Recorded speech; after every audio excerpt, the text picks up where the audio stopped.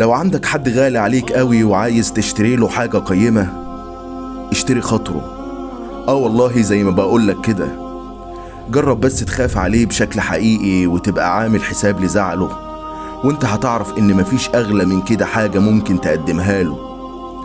قيمة البني ادم مش في انك تقدم له اشياء غالية، قيمته الحقيقية في انك تقدره كشخص، تحترمه، وعلى قد ما تقدر تفهمه صح وتكون له اضافة حلوة في يومه، او على الاقل خالص ما تزودش حموله بسوء ظنك او تجريحك فيه باي شكل كان.